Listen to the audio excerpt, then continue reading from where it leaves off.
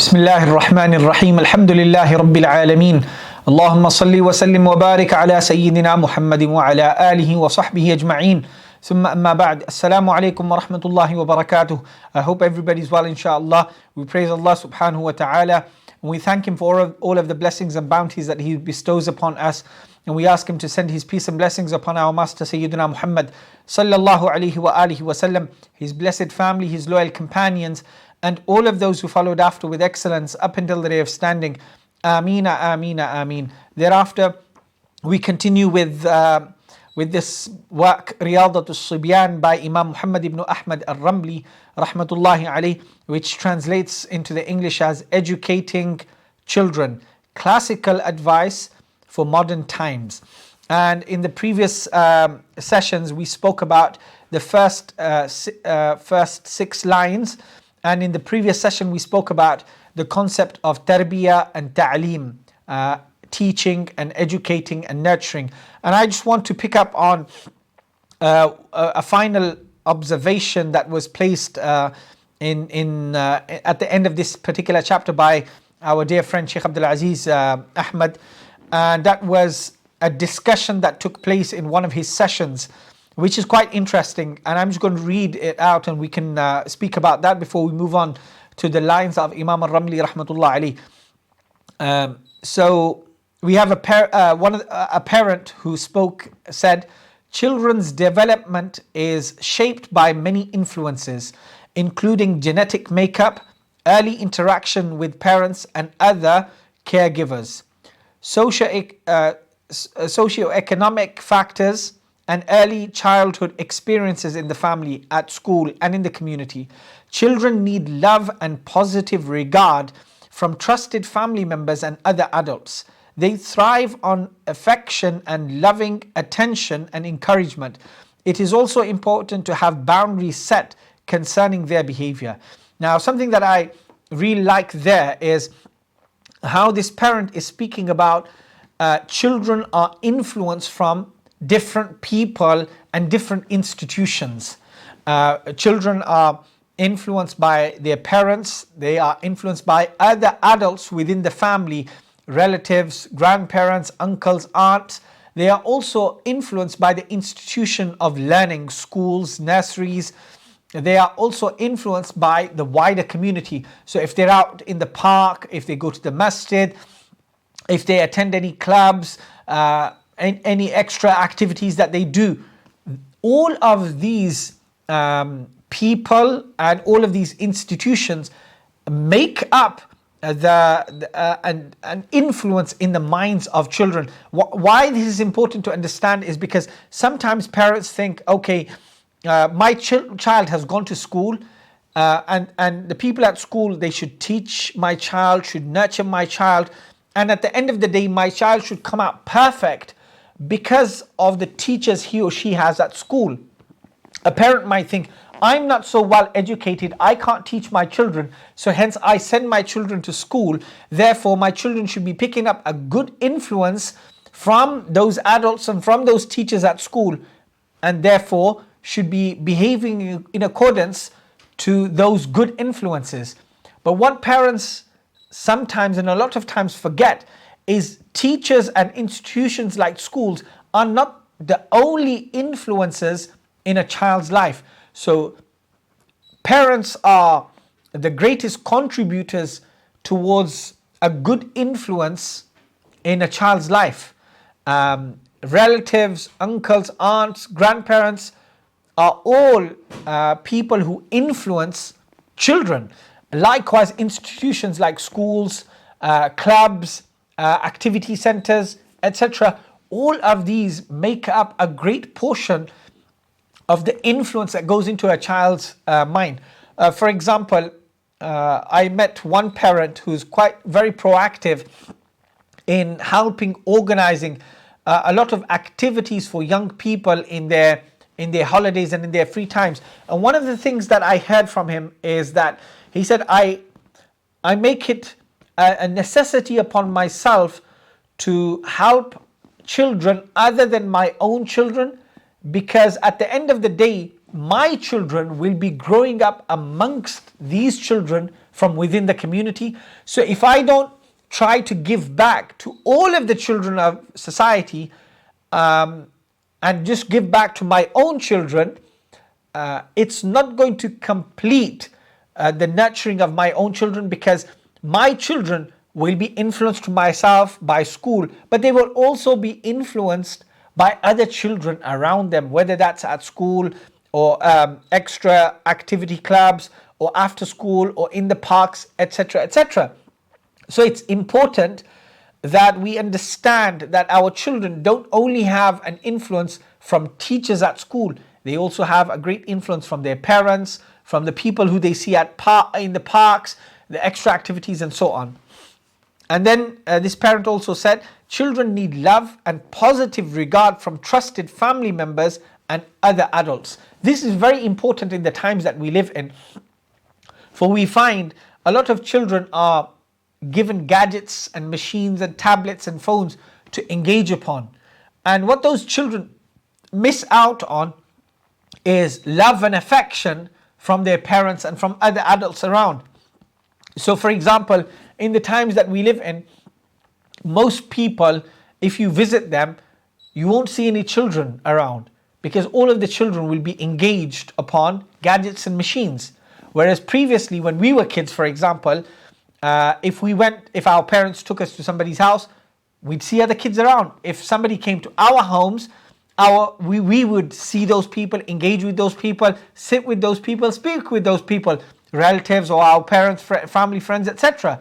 But now it's very, very different in that children don't engage adults who are relatives, family, friends. Rather, they engage their own gadgets and machines.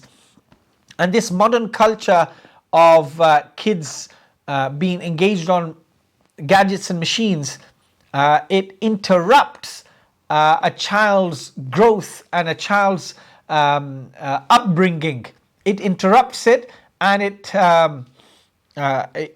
takes away the sense of humanity, the sense of care that human beings have between them, and a sense of love that human beings have between them. And the parent also said it is also important to have boundaries set concerning their behavior. I was once with my friend Shaykh Mahmoud in Germany, and I spoke to him about how a lot of parents are finding it difficult with their children because they don't set boundaries from a young age. They may over-treat their children to a lot of treats all the time. And as those children grow older, they grow up on just having treats, and they don't realize boundaries, or boundaries are not set for them.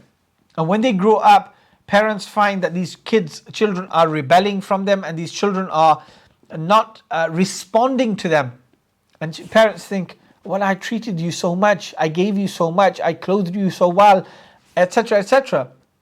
But what the parents don't consider is that all of that is good and well, but not setting boundaries for children from a young age when they know this is to do and this is not to do. Not setting those boundaries from a young age interrupts and disturbs a child's growth, because then the child has no boundaries. When I spoke to Shaykh Mahmoud about this, he said, my parents were not Muslim, and whilst I was growing up, he said my parents were extremely strict with us, and they were very, they set boundaries for us that we couldn't pass. So when he said that, it was an encouragement for me in that sometimes Muslim parents think, young Muslim parents, they think, I don't want to put all these boundaries and set these rules for my children because I didn't like them when they were set upon me, right? Thinking that these rules and these boundaries are like a punishment for the child. They are not like punishments for a child, but rather they are very crucial and important in the development of that child. Because when a child knows from a very young age that these are boundaries that I have to abide by, as they grow older, they'll know everything has boundaries and set limits to it. This is why the Prophet ﷺ instructed parents to encourage their children to pray from the age of 7 and reprimand them if they are not praying by the age of 10. The parents said children should be given the opportunity to explore the arts, be exposed to a wider variety of educational, cultural activities, and learn manual skills so that they can find their gifts. Now that's very, very important. And that is exploring various opportunities of different arts. So whether that be in languages, whether that be in art, in drawing, in coloring, in painting, in the art, in vocal arts of singing, or in using certain instruments, also to engage in hands-on matters of crafts. So whether it's knitting, whether it's planting, whether it's putting together, whether it's carpentry, all of these matters and these hand skills are very, very important. Hand skills are kind of becoming extinct in society, and that's very unfortunate, because hand skills are real human art. And those people, if you notice in the older generation, those people who had hand skills, for example carpentry or sewing or knitting, those people were extremely intelligent in their minds. They were sharp in their perceptions. They could calculate their steps and moves very, very carefully. But now we're missing out on those crafts, handcrafts, and it's unfortunate. But we should try somehow or the other to kind of introduce them to our children.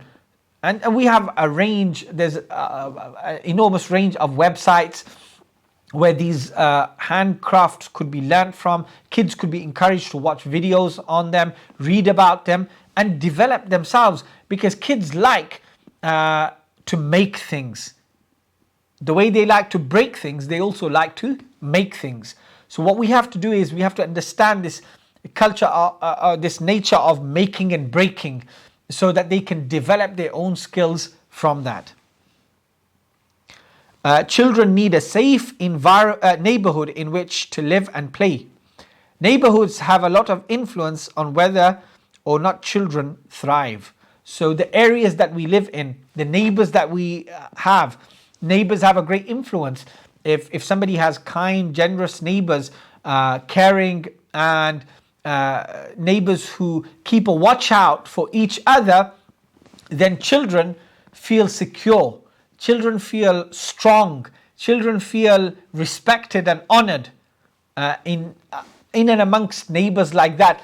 And they then look upon those neighbors, the adults of them, like the same way they look upon their own parents. And they engage with the children of the neighbors the way they would engage with their own siblings. And that's something, alhamdulillah, we grew up with, that the neighbors, for example, that I lived around, all of the adults of them, we respect them and honor them like our own parents. And their children who are of the same age as us, who we played with in the gardens, in the parks, at school, went to the same masjids and went to the same clubs as them, we till this day we regard them like our own siblings. That gives a sense of security, that gives a sense of respect, a sense of dignity and honor. Now that's seriously missing, and we need to reintroduce that into the world that we're living in.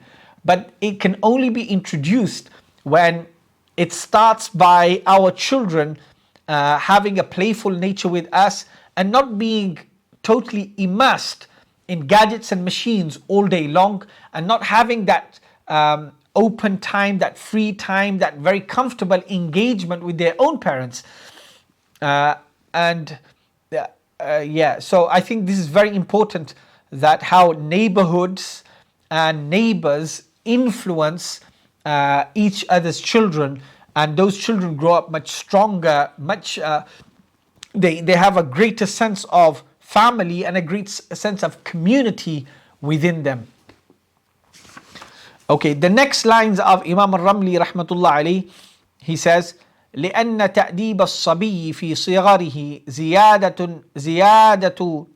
زيادة لحظه في كبره ينال في ذلك الحظوظ الوافرة وراحة الدنيا وخير الآخرة. Imam al-Ramli rahmatullah alayhi said, لأن تأديب الصبي. So in the previous lines, he said, فالتأديب للصبيان من أول النشو أتم الشان. So educating and nurturing children from an early age is the best of options. It's the best of states to start from a very young age. Then he explains why. He said, لأن تأديب الصبي في صغره. He said, the upbringing of a child in the early years, in the early days, in his or her young age, زيادة لحظه في كبره, will be a gain and an increase and an abundance of good fortune in his or her later years.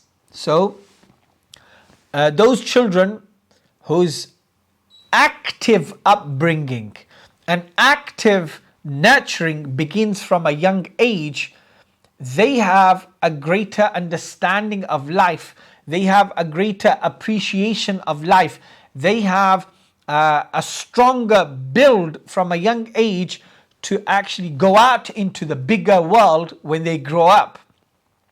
And this is something that we hear a lot in our time, and that is children who go through early years trauma and early years misfortune and early years deprivation.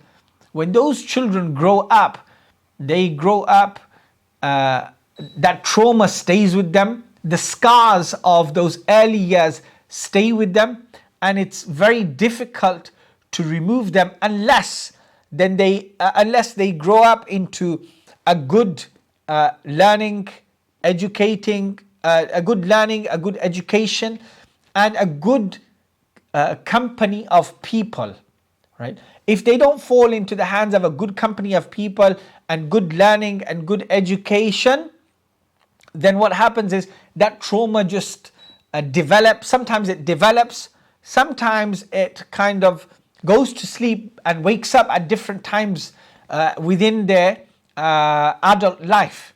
So we have to be very careful in that our children don't go through early years trauma, early years deprivation, early years misfortune, because this is going to have a negative effect upon their lives as they grow older.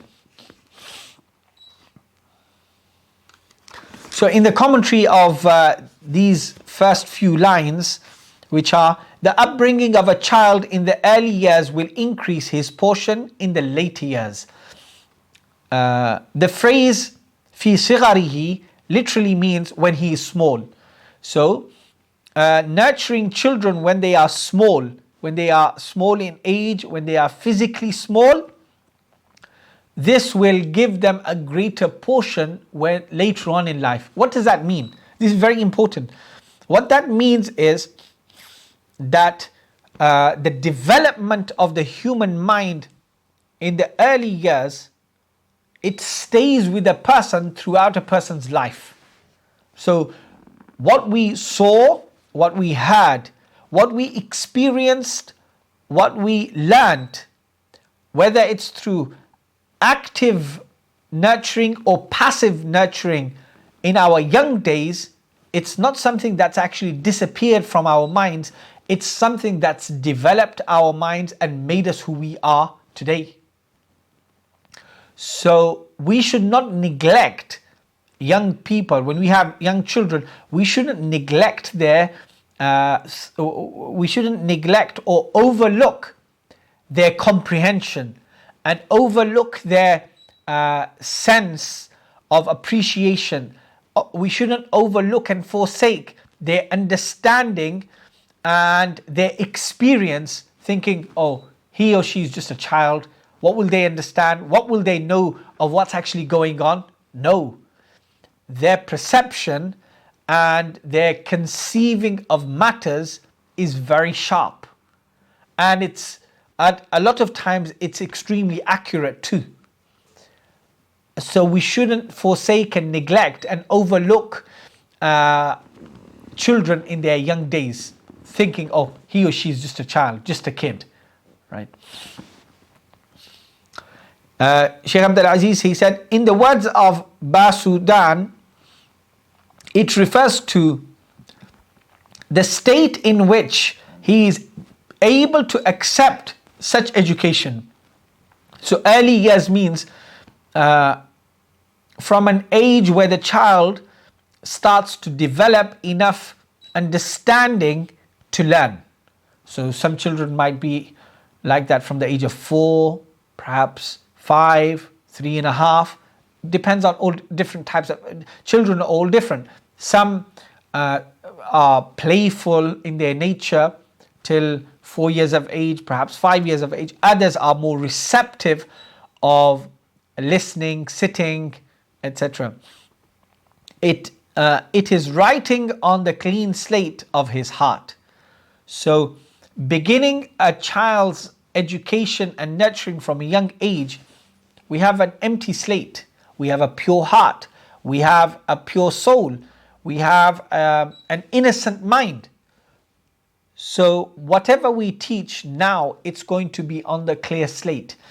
And whatever is taught first will always remain with that child, because the first impressions always last. And the Arabs also have a proverb which is الحفظ في الصغر كالنقش في الحجر. Learning and memorizing and remembering in young age is like carving into a stone. Like carving into a stone. So if something is carved into a stone, it's not going to go. That's it. It's stuck in.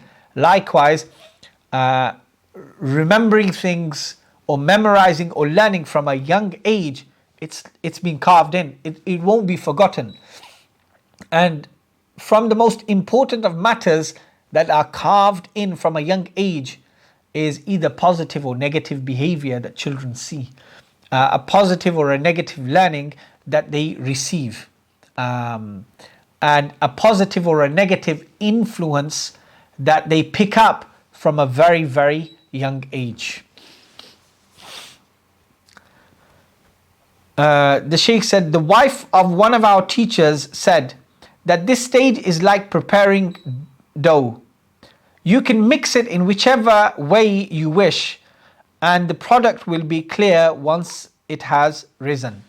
So when dough is prepared for bread, it's like what do the kids play with? What's that thing the kids play with? Play-Doh.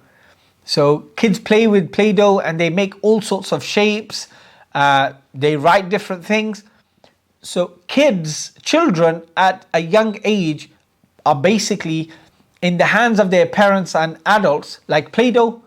They can shape them, they can make them, they can develop them, they can insert and add ideas into them however they wish. And once those children grow up, what will rise within them is the ideas, or what will rise in them is the shape in which their parents or adults designed them. So like, for example, if somebody is making bread and they prepare the dough in a particular way, right? If they prepare the dough and then they put a star, one of those plastic things that the kids have, put a star and make a piece of bread which is in a star shape. Once you put it into the oven and it's baked, it's going to rise like in a star shape. It's not going to rise like a loaf of bread, it's going to rise like a star shape. Likewise, children are like dough in the hands of their parents and in the hands of influencers and institutions and adults around them when they are young. So based upon how those parents designed them, that's how the dough will rise. That's how the child will rise. She also said a child at this stage is like a young tree that can be blown in the wind. As it grows, it becomes thick and immovable, right? So when children are young, they are like small trees. When the wind blows, they blow in motion in whichever direction the wind is blowing. But as those trees grow stronger and taller and bigger, the trunk becomes stronger, the branches become stronger, right? So whereas in the young days, the child is like a young tree. Whichever direction they are directed in, they will go in that direction. They will enjoy, they will make that the direction of their lives. So this particular line, the bringing up of a child in the early years will increase his portion in the later years. The Shaykh said the verse suggests that the benefits of education will be seen later in life and in the afterlife. Imam al-Ghazali radiallahu anh says about the child in the early years, if it is habituated to and instructed in goodness, then this will be its practice when it grows up, and it will attain to felicity in this world and in the next. Its parents too and all its teachers will share in its reward, right? So the habits, the ways, the thoughts that a child sees, observes, is influenced by from a young age, that will be seen later on in that child's life. The Shaykh said an alternative understanding of this verse is that if a child learns adab, good manners, as a child, he or she will earn the respect of others when he or she is older. And that's a beautiful understanding too. So the line is, what did the Shaykh say? He said, لأن تأديب الصبي في صغره زيادة لحظه في كبره. The nurturing and upbringing of a child in his or her early days will give that child an abundance and an increase in his or her portion, his or her fortune, his or her luck when he or she grows up. So the Shaykh is saying another understanding and a meaning of this can be that when this child grows up, the abundance and the portion that this child will have is that people will respect this child when that child is older, because they will see that the mannerism, the etiquettes, the behavior, the conduct of this person is beautiful. But habits and manners, they can't be picked up overnight. They have to be developed. They have to be worked on. And the best of times to develop them is from a young age. And that's not to say that people can't change their habits and they can't change their ways in their adult life. Because we have a clear example in the best of generations, i.e. the generation of the Sahaba radiallahu anhum, whereby the Sahaba were adults who came from a life of Jahiliyyah, and once they came into the Muhammadan presence sallallahu alaihi wasallam, and they learnt, and they were nurtured, and they were educated, and they were taught, we see an absolute transformation in their lives. So sometimes we hear adults saying, oh, this is my habit, I can't change, I've been like this for 20 years, 50 years, I can't change. No. Change can come by, but that change needs to be developed, it needs to be progressive, it needs to be gradual, it's not going to happen overnight. Whereas in children, when we have children who are growing up, we have them under our eye, we have them under our care. So therefore, if good habits are nurtured in them, when they grow older, they will still have those habits, and then they will pick up greater respect from people. So what they are developed with in their early days will set their luck and fortune and respect and honor amongst people in the later days. And a note there. Imam Abu al-Faraj Abdul Rahman ibn al-Jawzi rahmatullah alayhi, he said, people who Allah subhanahu wa ta'ala chooses for high posts of scholarship, of learning, of respect, he said, in general we see a habit or a norm in that they come from a good background, a good nurturing and a good upbringing. Right? He said we see this as a norm. That's not always the case. Sometimes we have people who come from rocky backgrounds, who come from bumpy roads, but as they grow up, they find good company, they find good learning, and that develops them and that makes them great people. But he said in general we find that those people who Allah subhanahu wa ta'ala chooses for high posts, He chooses them from a very young age, and then we see within them good manners and learning developing in them from a very early age. For example, Imam al-Nawawi radiallahu anh, he was a young boy in the village, in the town of Nawa, and a pious, righteous man passed by and he saw that he was reciting the Quran and wasn't playing with the kids. So he took him to his father and he said, look after this child of yours, for I can see in his face that he has a very bright future ahead of him and he's going to become somebody great. And that's exactly what happened. And many other examples like that. The benefits of education are abundant. The author uses the word al-huzuz, portion, which can also mean fortune, which can also mean luck.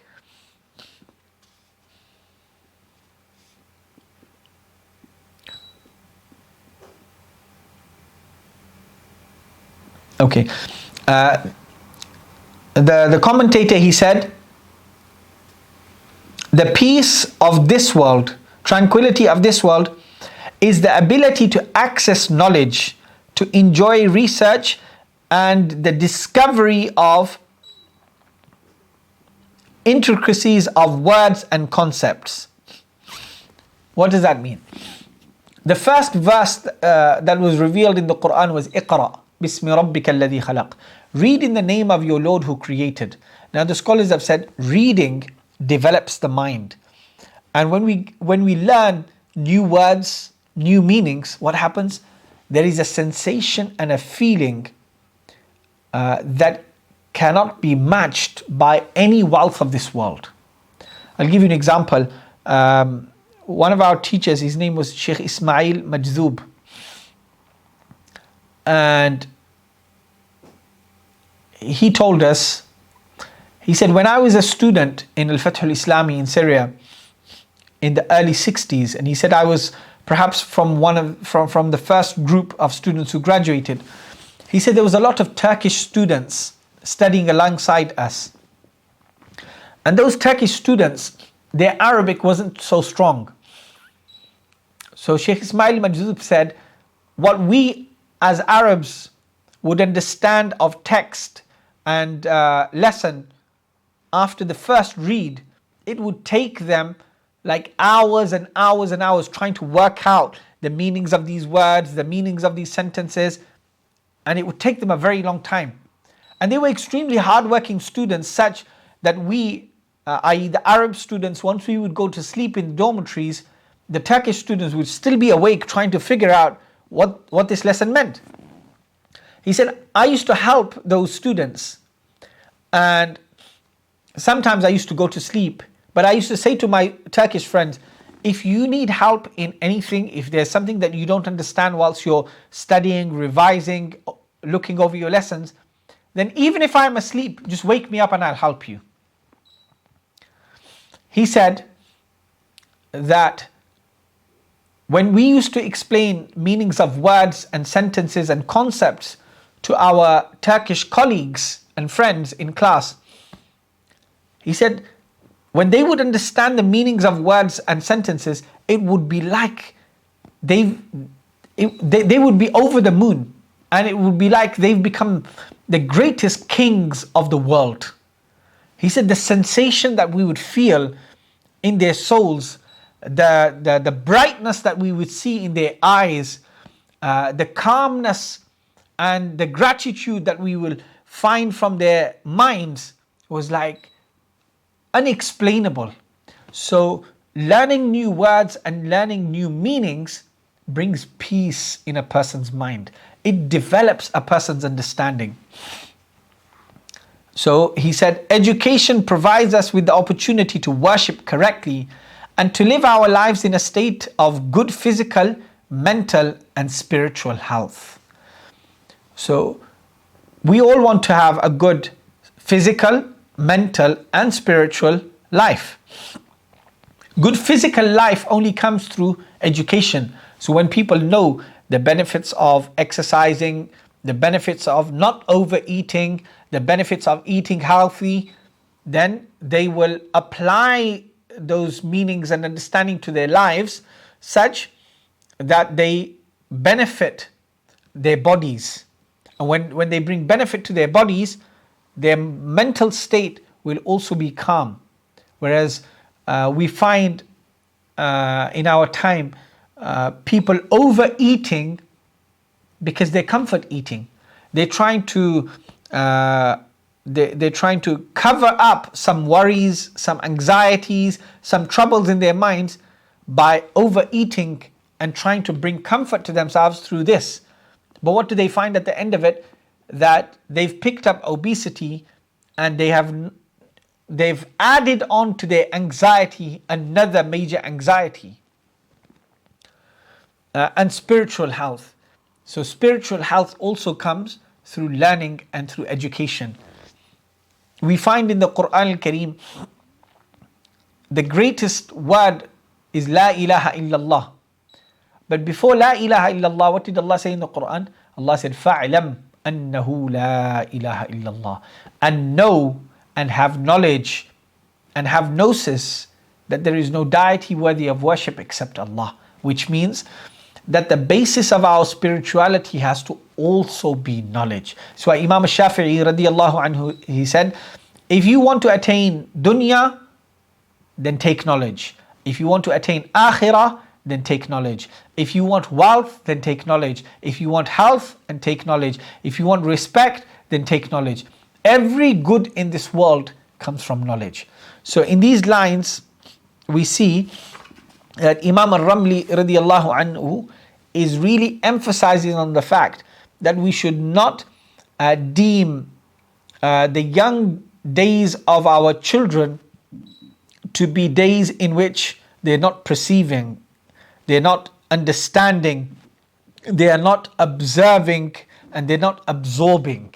Rather, we should understand that these are times in which they are developing, they are absorbing, observing, learning, and nurturing, and whatever they see, hear, and whatever influences that come to them, it's that develops them as they grow older. So we have to give due time to our children. That's why the scholars have said, and I believe that all parents would appreciate this, that parenting is literally a full-time job, right? And we're seeing that now when people have their children at home 24/7 in this lockdown. They must be realizing that this is a full-time job. And we have to appreciate the fact that we have a responsibility over our children and they have a right over us. And this right that they have over us is a right that they are given the right upbringing, the right education, the right learning and nurturing. And that should come first and foremost at the hands of the parents. They will be the most responsible before Allah subhanahu wa ta'ala of the education and nurturing of children. If they are not around and if there's carers, then that responsibility will go to carers. If there's nobody out there, then the responsibility goes to the community. But first and foremost, it starts with parents. So we should really think about this matter, that our children have all of these rights over us. Are we trying to fulfill these rights for them? We should try our best and start gradually, surely, not overburden ourselves, but we have to start thinking about this matter, that they have rights over me. The rights that they have over me are much greater than I should feed them, I should clothe them, I should give them shelter. That's a portion of the rights that they have over us. They have much, much more rights in education, in learning and upbringing. I ask Allah subhanahu wa ta'ala that He gives all of us ability to fulfill our rights towards ourselves and our children. Wa sallallahu ala Sayyidina Muhammad wa alihi wa sahbihi wa sallam.